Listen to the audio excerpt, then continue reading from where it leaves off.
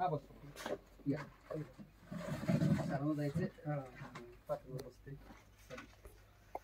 आज योगायोगानं आपल्या इथं विरंगुळा या दत्तात्रय माशिकारी यांच्या बागेमध्ये आपण क्षारयुक्त पाण्याला गोड पाणी कसं करायचं किंवा शेतीसाठी उपयुक्त पाणी कसं बनवायचं याचं तंत्रज्ञान माननीय गिरीश चंदने सर ॲटोफिल कंपनीचं तंत्रज्ञान ज्यांनी शोधून काढलेलं आहे की ज्या तंत्रज्ञानाच्या मुळे आपल्या शेतीमध्ये असणारं पाणी आहे परंतु पाण्यामध्ये क्षार आहेत, सोडियम, मॅग्नेशियम, क्लोराईड वगैरे वगैरे जे पाणी आहे ते दिसतंय पाणी परंतु त्यातले क्षार आपल्याला वापरल्यानंतरच जाणवतात.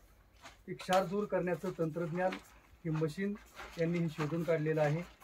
या मशीनचा शोध लावणारे हे गिरीश चंदने सर मुंबई खारघर या ठिकाणी यांची ही कंपनी आहे.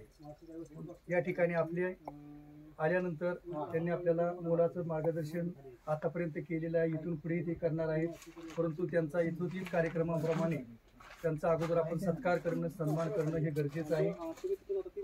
या कार्यक्रमासाठी आवर्जून उपस्थित असलेले आपल्या सोमेश्वर सहकारी साखर कारखान्याचे माजी व्हाईस चेअरमन आणि विद्यमान संचालक माननीय सुनील तात्या भगत यांना मी विनंती करतो की आपण यांना शाल, पुष्पगुच्छ देऊन यथोचित अशा प्रकारचा त्यांनी त्यांचा सत्कार करावा. सरांनीही या सत्काराचा स्वीकार करावा अशी मी त्यांना विनंती करतो.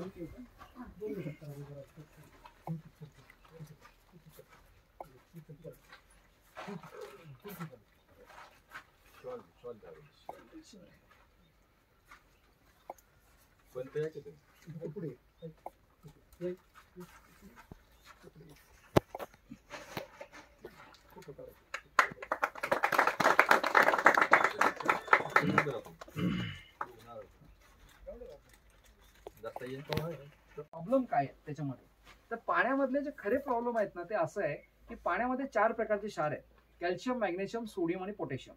त्यातले सोडियम आणि पोटॅशियमला तुमचा चिकटण्याचा गुणधर्म नाहीये आणि तो कॅल्शियम मॅग्नेशियमला आहे. आता सिद्ध कसं करायचं, एकदम सोपं उदाहरण सांगतो. आपण जे काही पाणी वापरतोय ते गेल्या 40 ते 50 वर्षापासून वापरतोय. आपण 40 वर्ष पकडूया, 45 वर्ष पकडूया.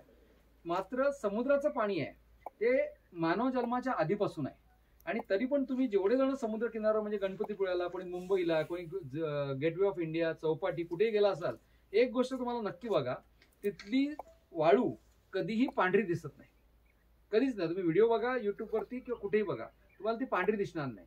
मग असं काय होतं की त्याचा टीडीएस तर तुमचा, आता तुमच्या जे यांचं माळशेखारे साहेबांचं जे विहिरीचं पाणी आहे त्याचा 600 आहे. काही जण, तुमचा टीडीएस किती निघाला होता? आमचा का ते मशीन तुम्ही म्हणताय पण ते 125 दाखवला होता. तो 1250 होता, म्हणजे इंटू 10 होता, तर ते 1250 आहे. आता 12×36 30 पटींनी जास्त पाणी समुद्राचं आहे. पण यांच्या शेतातली जमीन पांढरी पडायची पण तिथली पांढरी पडत नाही. याचं कारण काय? याचं कारण एकच आहे की तुमच्या सोडियम आणि पोटॅशियमला, म्हणजे सोडियमला चिकटण्याचा गुणधर्म निसर्गाने दिलेला नाहीये आणि तो गुणधर्म तुमच्या कॅल्शियम मॅग्नेशियमला दिलाय. मग आता हे प्रश्न एवढ्या 50 वर्षातच दिसायला का लागले, तर याचं कारण तुमच्याकडे पहिले पाणी ओढण्याचं तंत्रज्ञान नव्हतं. आपण बैलाच्या मोठ्याने किंवा कावडने किंवा नदी किनारी जेवढं जमेल त्याप्रमाणे शेती करत होतो. आता जर का तुमचं पहिलं काय आलं, किर्लोस्कर ऑइल इंजिन आलं. म्हणजे याच्यामध्ये उदाहरण द्यायचं म्हटलं ना, तर नटरंग नावाचा पिक्चर आला होता एक 10 वर्षापूर्वी का 8 वर्षापूर्वी आला होता. तर त्यामध्ये जी स्टोरी सांगितली आहे ते असं आहे की ते लोक तमाशा काढतात. पण तमाशा का काढतात? त्यांची नोकरी जाते. नोकरी काय होती? बैलाची मोट चालवण्याची नोकरी होती पाटलाकडे. मग ती बैलाची मोट चालवायची, पाटलाने ऑइल इंजिन आणलं त्यामध्ये, मग एकाने आणलं, दुसऱ्याने आणलं, असं करता करता तो रोजगार जो होता तो निघून गेला त्याच्यामध्ये. बरोबर आहे.